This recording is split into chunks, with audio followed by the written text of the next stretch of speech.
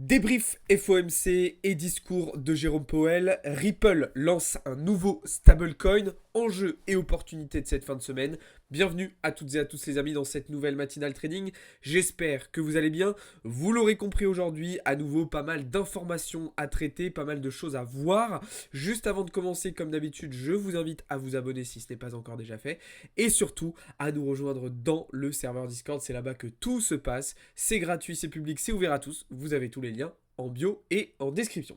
Allez, c'est parti, on commence comme tous les jours avec un premier point sur les actualités, à commencer par une news qui nous vient tout droit d'Amérique du Sud, puisqu'on a Itaú Unibanco, la plus grosse banque brésilienne, qui vient d'élargir ses services de trading crypto pour les rendre accessibles à ses 60 millions de clients. C'est une nouvelle étape importante dans la démocratisation et l'adoption à grande échelle des crypto-monnaies, donc c'est évidemment une très bonne nouvelle. On enchaîne avec une deuxième actualité, cette fois-ci pas forcément aussi bonne, puisqu'on a hier la bourse de Moscou qui a officiellement suspendu le trading en dollars américains et en euros. Donc ça veut dire qu'il n'y a plus la possibilité de faire des trades avec ces monnaies fiduciaires là. Alors ça fait suite à de nouvelles sanctions économiques qui ont été mises en place et ça peut avoir un impact assez important. On sait qu'on est dans un moment, dans un contexte de l'histoire où les BRICS cherchent actuellement à se dédollariser et donc à supprimer le maximum la présence du dollar au sein de leurs échanges inter- et intranationaux. Donc c'est quand même une actualité assez importante, je vous invite à me dire ce que vous en pensez dans les commentaires. On enchaîne tout de suite avec une autre actualité, cette fois-ci qui concerne le projet Ripple, l'entreprise Ripple, donc l'entreprise émettrice de la crypto-monnaie XRP, que vous connaissez probablement, qui a annoncé le lancement d'un nouveau stablecoin directement adossé au dollar, stablecoin qui sera disponible sur le réseau XRP justement, sur Ledger et sur Ethereum. Alors, moi, vous savez, je suis pas un grand fan du XRP, je suis pas forcément très optimiste quant à l'avenir de cette crypto-monnaie, et en réalité, cette news ne change pas grand-chose quant à l'avenir justement du XRP. Pareil, on entend souvent parler du fait que lorsque Ripple va avoir terminé son procès contre l'ICC, il pourrait revenir sur le devant de la scène. Personnellement, j'y crois pas tellement. Je sais qu'il y a une grosse XRP Army, il y a beaucoup de gens qui sont à fond derrière ce projet, mais moi personnellement, je trouve vraiment pas ça terrible du tout. Donc voilà, après peut-être que l'avenir me fera mentir, peut-être que je me trompe, mais c'est clairement pas un projet sur lequel je mise particulièrement en ce moment. Et d'ailleurs depuis un moment. On enchaîne avec une autre actualité, cette fois-ci pas forcément très bonne à nouveau, puisqu'on a des informations qui nous viennent de l'exchange OKX, comme quoi un certain nombre de comptes utilisateurs auraient été compromis à la suite d'un vol d'identité. Donc assez problématique, d'accord. Si vous avez des fonds sur cet exchange, je vous invite à les déplacer justement autre part. Et je vous rappelle, j'en profite pour vous rappeler qu'on ne laisse pas ces cryptos à long terme sur les exchanges centralisés. Oui, vous pouvez laisser vos fonds de trading futurs sur les exchanges parce que vous avez besoin effectivement de ces outils-là. Donc ça, il n'y a pas de problème. Même si aujourd'hui, il existe des solutions de trading décentralisées. Je pense notamment avec DYDX, entre autres. Mais surtout, vos cryptos en spot à long terme, ne les laissez pas dormir sur vos exchanges centralisés. Mettez-les au mieux sur des hot wallets. Enfin, au pire sur des hot wallets, au mieux sur des cold wallets. D'accord? C'est très important. Voilà pour les actus du jour, les amis. On va pouvoir désormais passer à la macroéconomie, puisque hier, vous le savez, on a eu une journée assez importante, à commencer hier après-midi par la publication des chiffres de l'inflation aux États-Unis. Donc des chiffres d'inflation qui étaient attendus stables pour l'IPC rate. Finalement, on a eu une baisse de 0,1 point, donc plutôt bon résultat. Et l'IPC core, donc qui était attendu 0,1 point plus bas que le précédent, a finalement diminué de 0,2 points. Donc l'inflation ralentit plus que prévu aux États-Unis. C'est donc un résultat encourageant. Et hier soir, on avait donc tout simplement la décision de la Banque centrale américaine, donc de la Fed, sur les taux d'intérêt directeurs. Donc les taux, sans surprise, sont restés à 5,5%. Ok, ça c'était quelque chose d'attendu et de prévisible. Ce qui a été intéressant, c'est d'écouter ce que nous a dit Jérôme Powell dans son discours et durant sa conférence de presse. Bon, globalement, ce qu'il faut retenir, Il n'y a pas eu de grosses nouveautés. Ce qu'on peut quand même envisager, c'est que la Fed pourrait effectivement commencer à baisser ses taux à la fin de l'année 2024, sur le dernier trimestre 2024, donc entre septembre et décembre. D'ailleurs, si on va voir du côté des probabilités, effectivement, le marché envisage une éventuelle première baisse de taux au mois de septembre. Vous le voyez, avec 56,7% de probabilité d'avoir une baisse de taux. Et envisage même que les taux pourraient passer sous les 5% au mois de décembre. On le voit ici sur les dot plots, c'est effectivement quelque chose qui est envisageable par certains membres du FOMC. Chaque point jaune représente ici un membre du FOMC. Les projections, on l'a vu aussi hier soir, de la Fed vis-à-vis des chiffres de l'inflation PCE et IPC sont plutôt encourageants. La Fed pense que l'inflation devrait tendre vers les 2,1% précisément d'ici la fin de l'année. Mais Jérôme Powell a bien rappelé que ce qui allait permettre à la Fed de baisser ses taux, c'est s'ils avaient un niveau de confiance suffisamment important sur le fait que l'inflation allait revenir justement vers les 2%. Actuellement, ils n'ont pas suffisamment de certitude, pas suffisamment de confiance à ce niveau-là pour envisager une baisse des taux justement. D'accord ? Donc voilà pourquoi, à nouveau, ils les ont laissés à 5,5%. Alors Jérôme Powell a rappelé aussi que le secteur de l'emploi restait fort et stable, mais c'était un élément qu'il surveillait de très près parce que le moindre petit doute sur le secteur de l'emploi pourrait justement inciter la Fed à baisser ses taux prématurément. Il est aussi revenu justement sur le résultat de l'inflation qui a été publié hier après-midi en expliquant bien que ce chiffre à lui seul ne permettait pas justement, je vous le disais à l'instant, d'avoir suffisamment de confiance sur le fait que l'inflation allait tendre vers les 2%, que ce chiffre était à mettre dans un certain contexte, puisqu'on a observé quand même que dernièrement, on avait eu certaines données macroéconomiques qui n'avaient pas forcément été bonnes dans ce sens-là. On pense particulièrement, par exemple, au rapport LFP qui a été publié fin de semaine dernière. Alors justement, d'un point de vue macro, on va aussi avoir des choses intéressantes cet après-midi du côté américain, avec notamment les prix à la production. Dans le contexte macroéconomique actuel, c'est un chiffre qui va être très important. Pourquoi ? Eh bien, parce que si les prix à la production augmentent, les prix de vente vont augmenter et donc vont participer à une reprise de l'inflation. C'est d'ailleurs ce qu'on avait observé le mois dernier. On avait vu que les prix à la production avaient augmenté par rapport aux estimations. Pour aujourd'hui, les estimations s'attendent plutôt à une baisse de ces prix à la production, ce qui serait évidemment une data favorable et encourageante pour les marchés. On aura aussi les inscriptions hebdomadaires au chômage, là aussi un chiffre intéressant, qui nous permet de savoir un petit peu si on a de plus en plus d'Américains qui ont du boulot ou est-ce qu'au contraire, on en a de moins en moins. Et donc, est-ce que le pouvoir d'achat des Américains augmente ou pas ? Sachant que demain, on aura l'indice Michigan, avec certes les anticipations d'inflation, mais surtout les attentes et la confiance des consommateurs, des résultats qui sont attendus en hausse par rapport au précédent, ce qui pourrait là aussi être interprété par les marchés comme une data inflationniste. Alors justement, l'interprétation des datas que l'on va avoir dans les prochaines semaines et dans les prochains mois va être capitale pour les marchés et tout particulièrement pour le dollar américain. Je vous rappelle que vendredi dernier, donc, on a eu ce pump suite à la publication du rapport LFP. Hier après-midi, on a eu le dump avec la publication des chiffres de l'inflation, donc ce qui a permis de rééquilibrer quasiment totalement le mouvement de vendredi. Et avec le FOMC, on a eu un petit rebond. Ce qui va se passer dans les prochaines semaines, c'est que si on a des datas qui sont plutôt déflationnistes, qui permettent au marché d'envisager effectivement des baisses de taux d'ici la fin de l'année 2024, alors on va probablement voir le dollar casser son support des 104 points pour se diriger vers les 102. Inversement, si les datas macroéconomiques qui nous parviennent dans les prochaines semaines sont plutôt inflationnistes et ne permettent pas au marché d'envisager une baisse de taux d'ici la fin de l'année 2024, alors on verra probablement le dollar casser par le haut cette résistance des 105,5 points. Et oui, parce que c'est aussi un point que Jérôme Powell a rappelé hier soir, c'est que la Fed n'est pas dans une logique d'anticipation, mais qu'elle prend les données macroéconomiques comme elles viennent au fur et à mesure, et en fonction de celles-ci, la Fed va prendre sa décision. Enfin, ses décisions de politique monétaire. Donc ça, c'est très important de le comprendre. Évidemment, le comportement que le dollar va avoir, eh bien, va avoir des répercussions justement sur les classes d'actifs, et notamment les classes d'actifs risqués.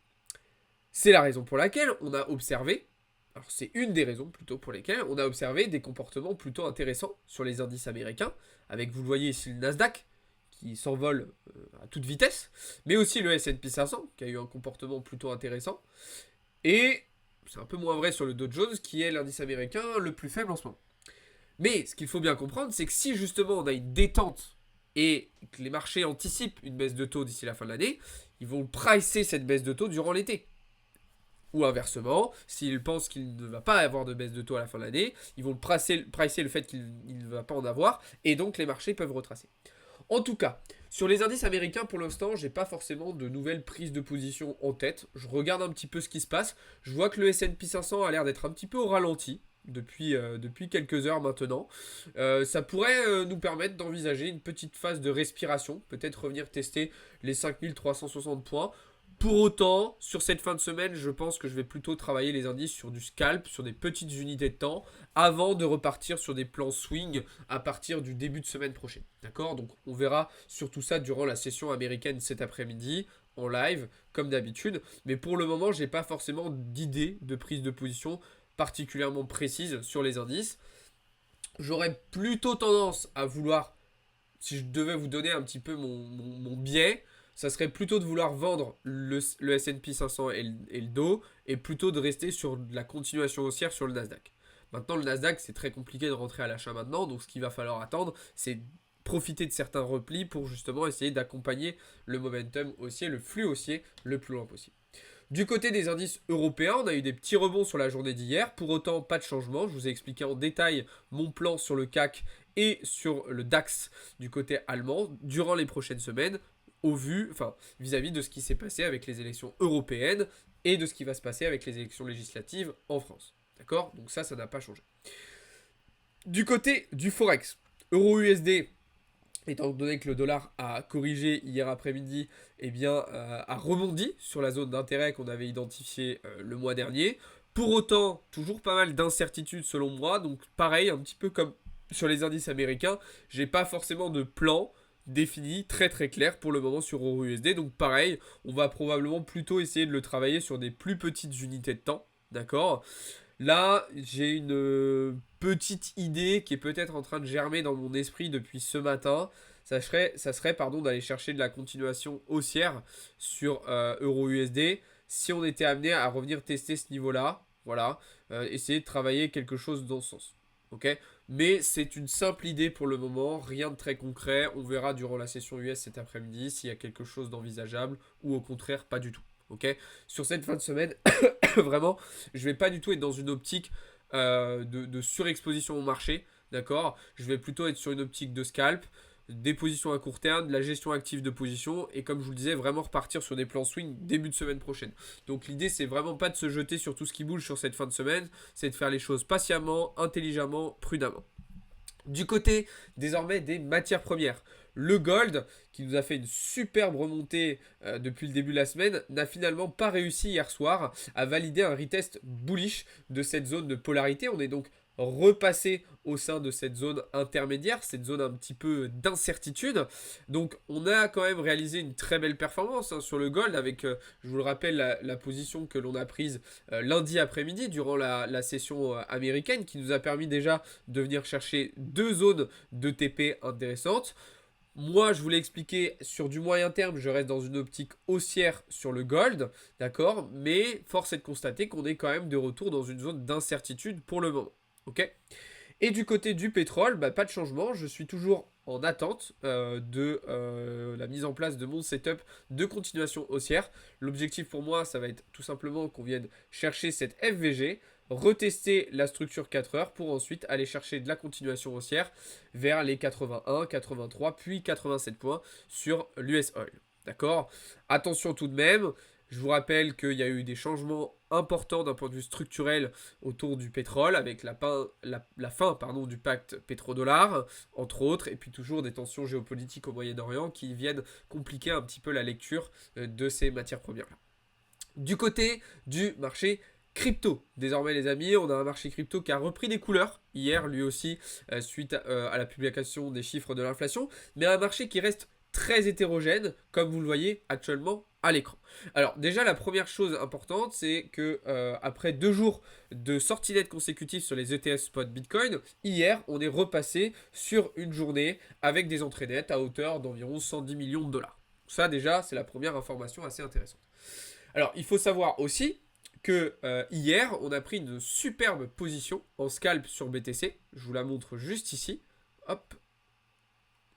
Voilà, petit scalp short qu'on a pris hier après les publications des chiffres de l'inflation aux États-Unis. On est passé short sur BTC. Donc en gros, voilà, on est rentré avec un système de double entry sur cette zone-là. Vous voyez, hein, je vous ai montré, donc c'était sur les niveaux entre 69 400 et 69 700, d'accord, pour aller chercher des TP vers les 68 000, ok. Voilà, c'est exactement ce qui s'est passé, donc on est rentré sur ces niveaux-là et on a TP sur ces niveaux-là. Et là, ce matin, j'ai plutôt un biais haussier pour la journée sur BTC, alors je ne suis pas rentré encore en position, mais j'envisage bien un retour en direction des 70 800 $, ce qui me permettrait, parce que ça c'est un plan court terme, de renforcer ma position pour aller chercher mes targets de mon plan moyen terme, qui, je vous le rappelle, consiste à revenir chercher des niveaux entre les 63 800 et les 65 000 $. Donc voilà un petit peu comment je segmente et comment je découpe mon plan et mon analyse sur Bitcoin. Alors, ce qu'il faut noter aussi, c'est que, évidemment, avec la volatilité qu'on a eue, l'open interest a diminué. Pourquoi? Parce que on a un certain nombre de personnes qui se sont fait liquider justement par cette forte volatilité. Les funding rates sont sur une légère tendance baissière et les CVD spots sont toujours sur un delta qui est totalement négatif et sur une tendance qui est aussi baissière pour le moment. Pas de gros changements de situation. Et même chose du côté de l'order book, d'accord. Alors, je pense que je vais rouvrir une page parce qu'il ne va pas vouloir s'afficher le petit mob chart. Mais du coup, du côté de l'order book, c'est sensiblement la même chose. On a toujours les mêmes zones d'ordre qui nous intéressent particulièrement. C'est d'ailleurs aussi la raison pour laquelle j'ai découpé ce plan de cette manière. Et pourquoi je vous explique ce plan que j'ai depuis un moment maintenant. Voilà, c'est toujours pour les mêmes raisons. Donc voilà un petit peu ce que je pouvais vous dire du côté de BTC. Alors à savoir aussi que, attention, demain on va avoir plusieurs millions, enfin plusieurs milliards même de dollars d'options qui vont arriver à expiration sur BTC avec un maximum price à 69 000 $. Donc c'est pour ça que je verrais bien une journée haussière aujourd'hui sur BTC, notamment si on a des prix à la production cet après-midi aux US qui sont effectivement en baisse, avant de repartir vers le bas à partir de demain, ce week-end et semaine prochaine. D'accord ? Voilà. Après, on verra ce qui va se passer. Comme je vous l'explique souvent, le but, c'est pas d'être dans une suranticipation du marché, c'est d'identifier des niveaux clés et en fonction de la réaction du prix sur ces niveaux clés, on prend des décisions. Ok, donc voilà pour BTC. Et puis pour Ether, pas grand chose de nouveau. Pour moi, Ether reste quand même très très faible. On est toujours dans une configuration vraiment bearish. D'ailleurs, il y avait un joli trade en vente Enfin, il y avait vraiment une jolie entrée à faire hier pour de la vente hier sur Ethereum. Voilà, pour moi, l'objectif, c'est vraiment de venir combler cette impulsion haussière. Donc de revenir en direction des 3150 points environ. 3150 $, pardon. Avant éventuellement de repartir à la hausse. Ok. Et puis du côté des alts, il y a toujours pas mal de choses très intéressantes à faire. Je vous ai partagé tout ça en détail dans le serveur Discord. En plus, j'ai fait de nouvelles entrées en spot sur certains projets très intéressants, mais aussi sur certains meme coins qui ont pour moi un potentiel extraordinaire. Donc si vous voulez être au courant de tous mes investissements et de toutes les opportunités, c'est dans le serveur Discord que ça se passe, les amis. Je vous invite à le rejoindre. Cet après-midi, on se retrouvera en live à partir de 14h15 pour suivre les annonces macro du jour et l'ouverture de Wall Street. À 18h, vous aurez rendez-vous avec Théo pour un live sur les news. Et puis ce soir, on fera une séance de 2 heures avec les membres premium de préparation bull run, de recherche de projets, d'analyse fondamentale, etc. etc. Voilà les amis, j'espère que cette vidéo vous aura plu. Si c'est le cas, n'hésitez pas à la liker, n'hésitez pas aussi à me faire vos retours et à me poser vos questions dans les commentaires. Je vous souhaite à toutes et à tous une très très bonne journée. Ciao les amis, c'était Alex pour Blockchain Capital.